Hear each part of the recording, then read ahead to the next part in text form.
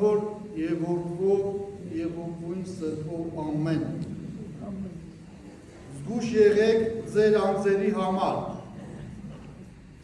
Եթե քո եղբայրը մեղանչի, սաստիր նրան, և եթե զղջա, ներիր նրան։ Սիրելի բարեկամներ, սիրելի հավատավոր ժողովուրդ, սիրելի քրիստոնյաներ, իրավի այսօրվա ավետարանական հատվածը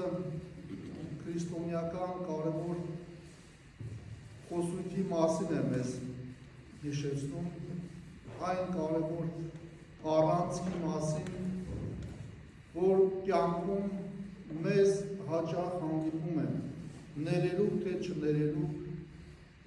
կամ ինչպես ներելու, կամ առհասարակ, եթե մեզ մեր դեմ սխալ են գործել, ինչ անելու, թողնելու, անցնելու, ներելու, կռվելու, թե ինչպես վարվելու, ինչ է ասում Քրիստոս։ Գիտեք,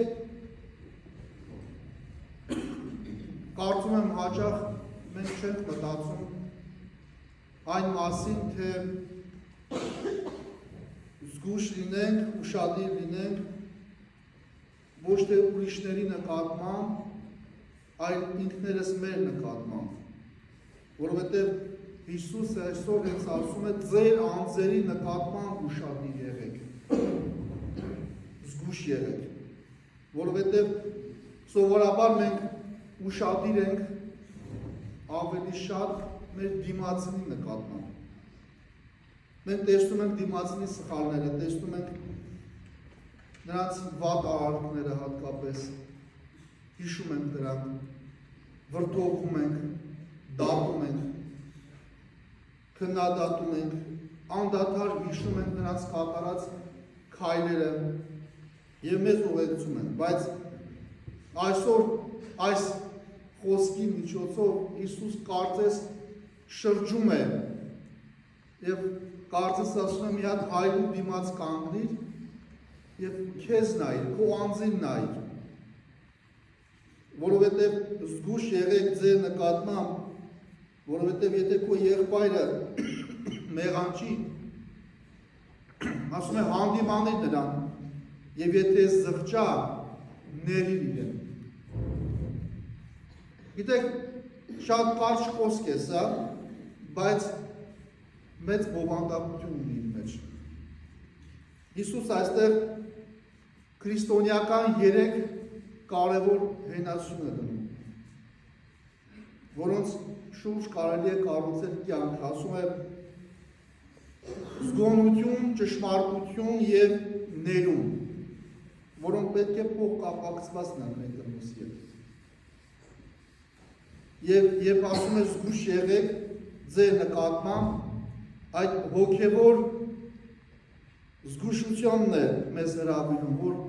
հոգևոր զգուշություն ունենանք։ Մեր եկեղեցու այրերից Հովան Ոսկեբերանն ասում է, մարդը,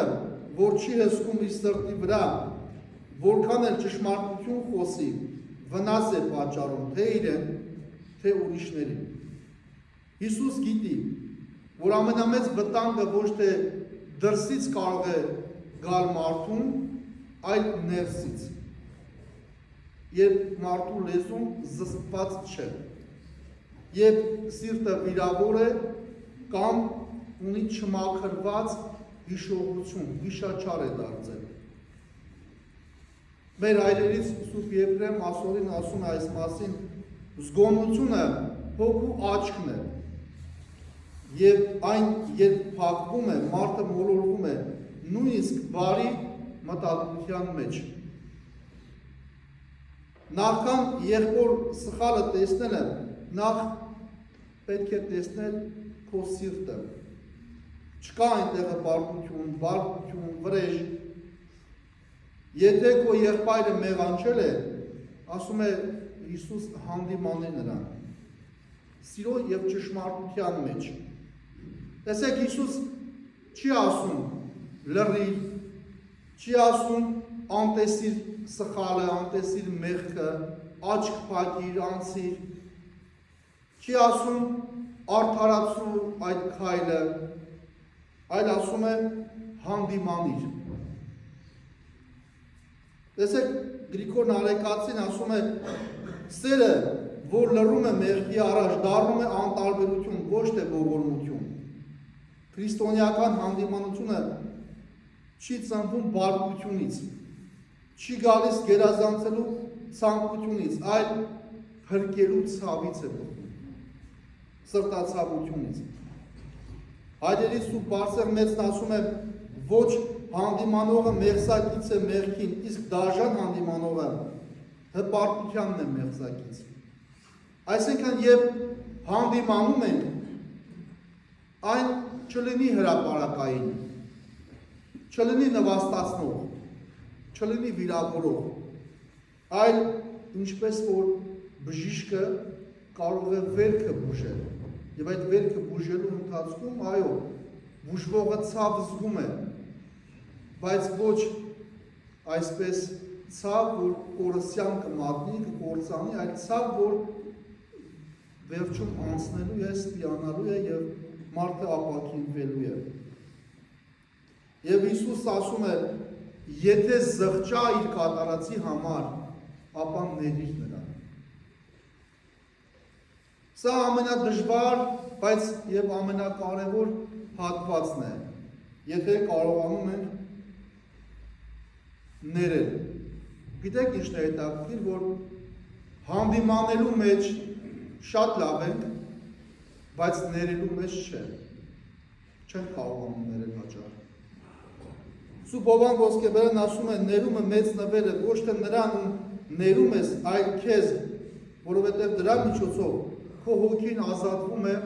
մի մեծ շղթայից։ Ներում չի նշանակում մոռանալ ամեն ինչ, արդարացնել ցավը կամ թույլ տալ, որ այն կրկնվի։